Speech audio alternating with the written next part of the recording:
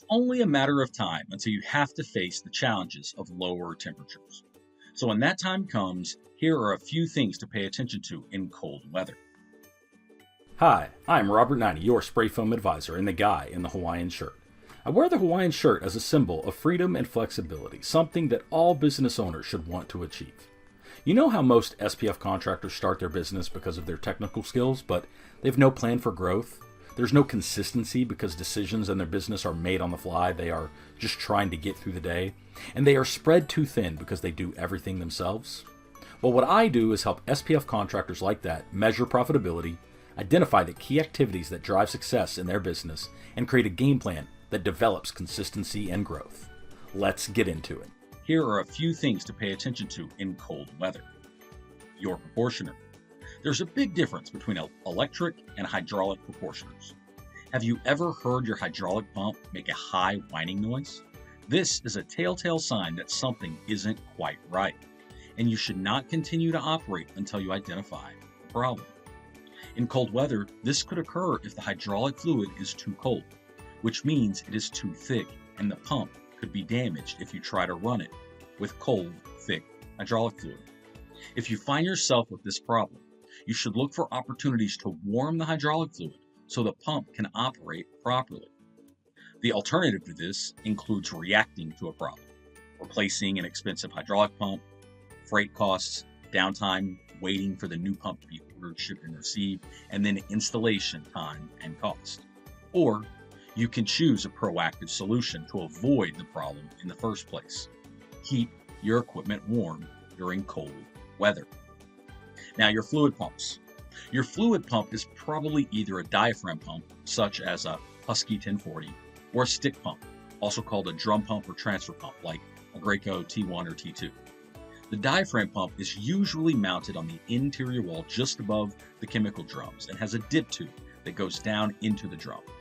The stick or drum pump is usually screwed into the bung opening on a drum, and the cold weather affects the diaphragm pump more than it does the stick pump. The diaphragm pump works because two rubber membranes move back and forth, causing a vacuum inside the pump. This vacuum pulls the liquid from the drum through the pump and feeds the equipment. In a warm environment, these diaphragm pumps can work well. However, most liquids, including spray foam A-side and B-side materials, become thicker and thicker as their temperature goes lower and lower. So if the chemical temperature is too low, resulting in the material being too thick, the diaphragm pump will not pump it. An open cell B-side resin would be difficult to circulate to warm it up. Additionally, diaphragm pumps rely on water vapor from the air to keep them lubricated, but most of your equipment requires dry air, so you must lubricate these pumps manually when needed. One of the solutions for this challenge is to not use diaphragm pumps and keep your chemical and equipment warm during cold weather. Now, your hoses. Even if you have a closed trailer operation, as you should in cold weather, your hoses have to run the length from your rig to the building, so they have to be outside even when it is cold. However, it is important to maintain the chemical temperature from the machine to the tip of the gun, so heated hoses are very important.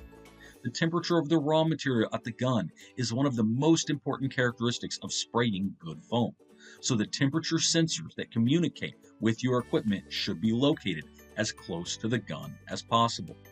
This ensures that the temperature will be measured close to the gun and reported back to the brain of the machine to maintain the temperature as close to the target temperature as possible. Here are some tips. Number 1. Find the temperature sensors in your hose and move it as close to the gun as possible. Number 2. How much hose do you have? Most proportioners can handle 50 to 300 foot of hose. On older machines, you have to manually change a tap setting if your hose length changes for any reason. Modern machines sense the hose length and make the adjustment itself. Number 3.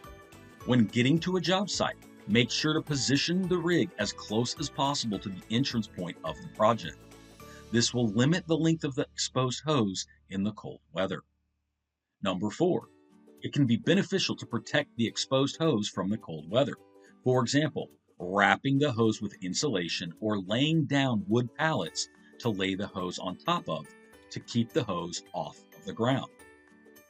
Number 5, keep your equipment and chemical warm during cold weather.